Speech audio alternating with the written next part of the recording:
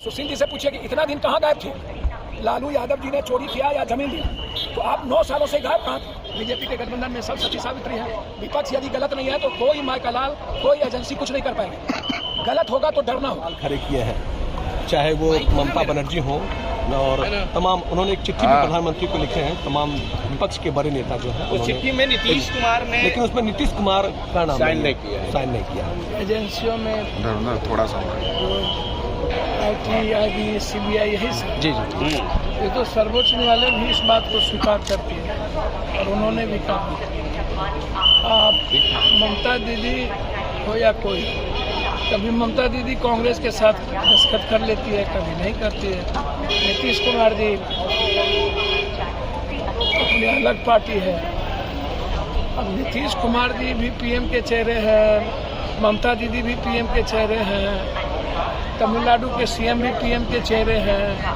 देश में जब PM का चेहरा होगा, एजेंसी लगातार, आप इस बात को देख रहे हैं कि जिस तरीके से यूज कर रहे हैं हमेशा, क्या बीजेपी में कोई सब सती सावित्री है? बीजेपी के गठबंधन में सब सती सावित्री है। नीतीश कुमार जी को तो कोई घाटा नहीं ना होने जा रहा है भाई। लालू यादव जी ने गलत सही क्या किया? तो आप 7 सालों से 8 सालों से आप सरकार में, आप कहाँ सोए हुए थे? आप अभी तक चार्जशीट क्यों नहीं दिए? आप क्या डरा रहे थे? या नीतीश कुमार जी आप दोनों न मिल जाए इसके लिए आप इंतजार कर रहे थे?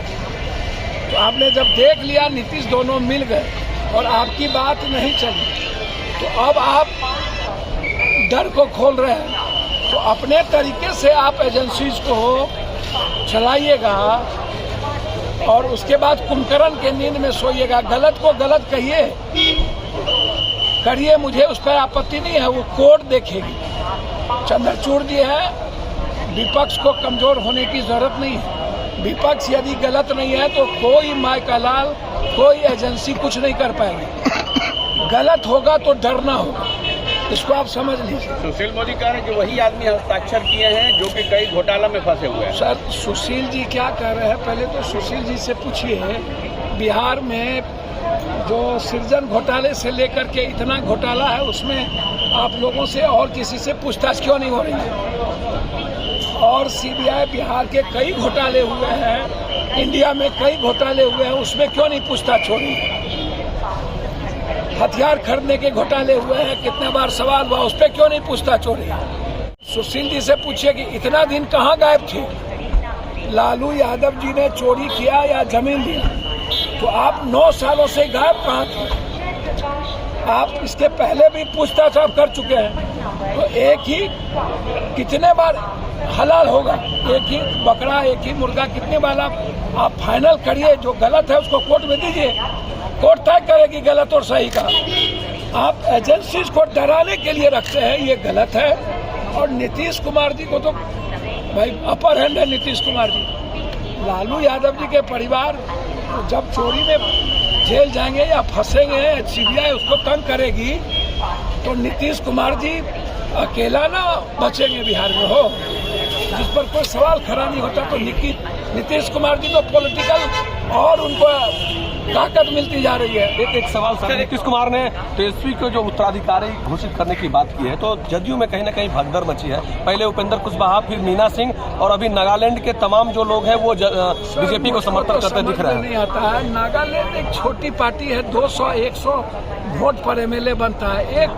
एक बूथ पर 3 ठो वोट है, 2000 पर MLA बनता है। पैसा जिसके पास, नागालैंड और की कोई आप मणिपुर का जो ठीक है जनप्रतिनिधि है, लेकिन नागालैंड जो छोटी पर स्टेट है, वहाँ डेमोक्रेसी बहुत कम है, वहाँ व्यक्ति और मनी ज्यादा है। वहाँ जदयू चला जाए आ जाए। अब उपेंद्र भाई के बारे में क्या कहना? मुझको तो समझ में नहीं आता है कि क्या केंद्र अगला चुनाव CBI, ED, IB और सुरक्षा देने के आधार पर ही लड़ेगी।